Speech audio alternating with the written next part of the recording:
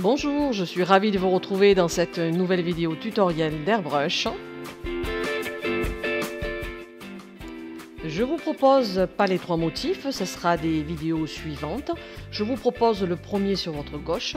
C'est pas compliqué, il y a un petit peu de technique pour faire les contours de la capsule, c'est simplement qu'il faut savoir viser. Mais comme je le dis souvent en formation, rien ne vaut de l'entraînement. Allez!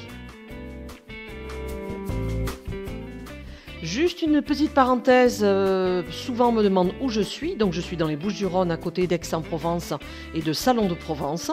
Vous avez la gare Aix-TGV qui est pas loin de chez moi, donc pour ceux et celles qui souhaitent une formation d'initiation d'airbrush avec moi pour la journée, je pourrai toujours aller vous récupérer et vous ramener à la gare, ça c'est aucun souci. Peut-être penser aux vacances d'été, donc si vous n'êtes pas loin dans la région, profitez de joindre vos congés à une formation, ça sera toujours utile. Vous êtes prêts? Ben moi aussi, donc on passe au tutoriel. A tout de suite. Je vous préviens, la vidéo, je n'ai pas fait d'accélérer, elle va être un petit peu longue, 8 minutes. Essayez de la regarder jusqu'à la fin si vous le souhaitez.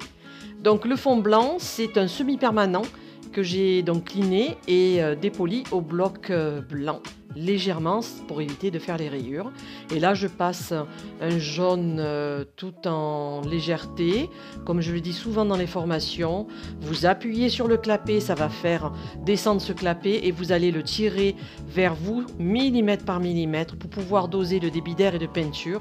Et c'est surtout pour que la peinture arrive complètement mate sur votre support.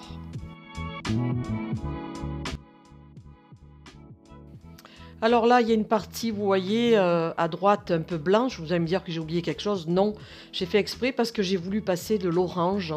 Donc l'orange, vous allez le faire en une forme de trait, de dégradé. Parce que les dégradés, souvent, on les fait soit à l'horizontale ou à la verticale. On n'est pas obligé, hein, vous pouvez les faire en diagonale dans le sens qui vous intéresse. Donc là, je voulais créer un fond pour mon motif différent de ce que j'ai peut-être pu faire.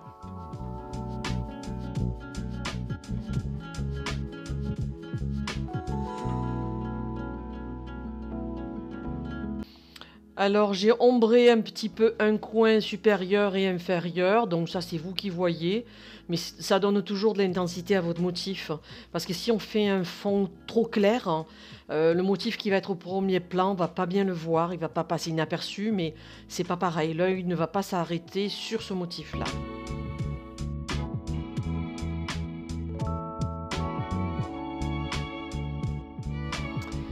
Donc pour la lune ou le soleil, comme vous voulez, vous voyez, moi j'hésite pas à bien replacer mon pochoir. Je n'appuie que sur le centre du pochoir qui m'intéresse. Et là je vais passer du blanc. Alors vous faites comme vous voulez, soit vous faites blanc opaque, ou soit vous faites les contours. Et vous remplissez l'intérieur, mais en dégradé, comme ça on voit un petit peu le jaune au travers.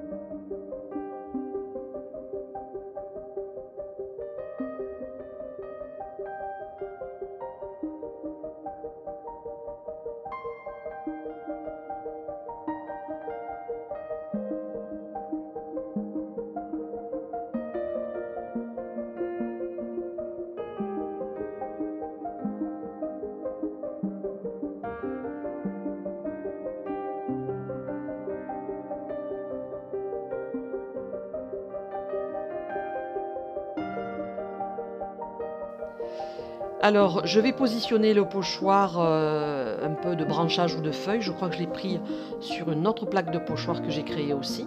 Donc, vous voyez, j'hésite pas à positionner, à le changer. Ce qui est important, c'est que dès le départ, quand vous créez un motif, il faut l'avoir un petit peu en tête pour voir, je dirais, un visuel et de savoir qu'est-ce qui sera le mieux pour le motif final.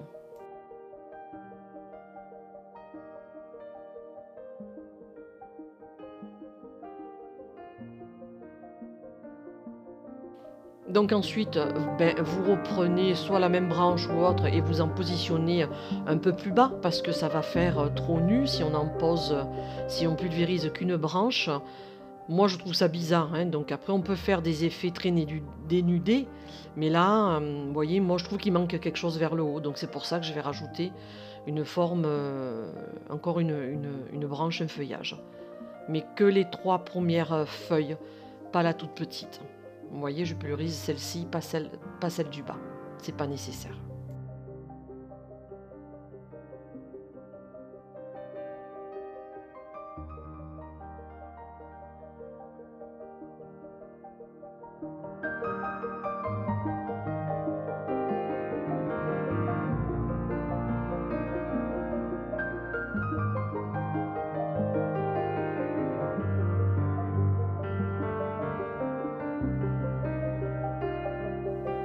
Donc on aurait pu s'arrêter là, c'est pas mal, mais moi j'aime bien peaufiner mon motif.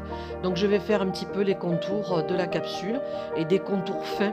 Donc c'est une forme de dégradé, mais c'est vraiment très très fin sur les contours. Donc on aura la pulvérisation du dégradé, vous voyez, ça fait un petit peu des ombres et je trouve que ça assombrit un peu le motif et ça le pose, je trouve. Donc après, bon, ça c'est mes goûts, hein, ça n'engage que moi.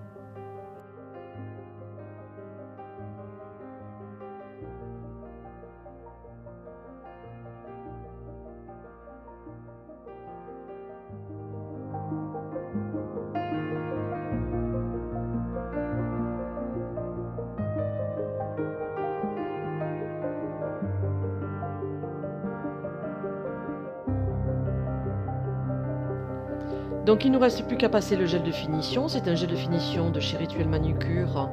Je vous mettrai le lien en barre d'infos. Il est très résistant aux rayures et très brillant durablement. Donc je vous fais profiter des astuces que j'ai.